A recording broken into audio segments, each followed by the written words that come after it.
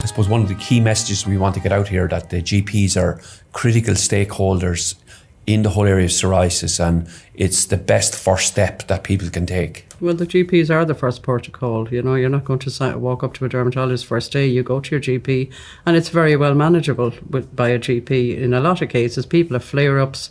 If they're a bit stressed in their life, it'll go back down, or different things. It's all different varieties of psoriasis. Mine just happened to be sort of a chronic version. It's very treatable by your GP for a long time. But if it isn't, if it's beginning to get out of control, then you need to see a dermatologist then. To make it the best of your consultation, whether it's with your GP or dermatologist, it's often a good strategy to write down questions that you want answered. You know, if you think of a question during the week, write it down, bring a list in with you.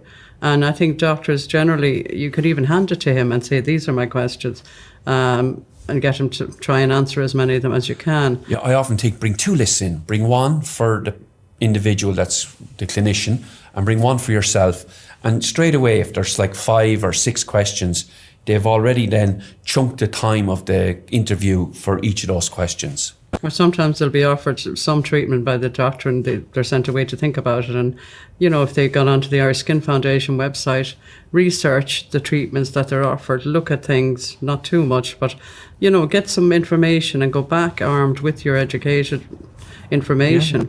Education is power, isn't it? Yeah, absolutely. And there's some great resources there on the Irish Skin Foundation website. Yeah. And it could mean a person then gets a more refined question. And if you go in with a more refined question, you're going to get a more satisfying answer, I believe. You know, I keep saying people try things for a couple of months. If it doesn't work, you go back, say, this isn't working for me, go back again, you know, and you'll find your treatment that will suit you eventually. It may take time, but you will.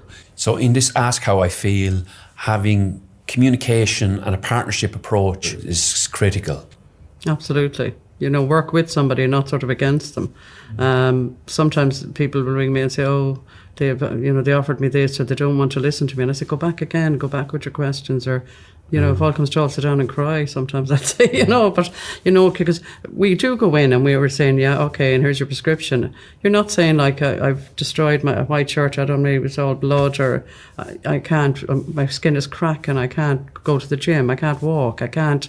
And then you have the arthritis on top of it. They're not psychic, I said, the doctors. You've got to tell them how you're feeling as well, and stress to them the distress that you are in. So in a way then, Ask How I Feel is what we ask professionals to ask individuals, and for individuals to feedback. It's about feedback, isn't it? Tell how you feel and ask how you feel. Yeah. It's both.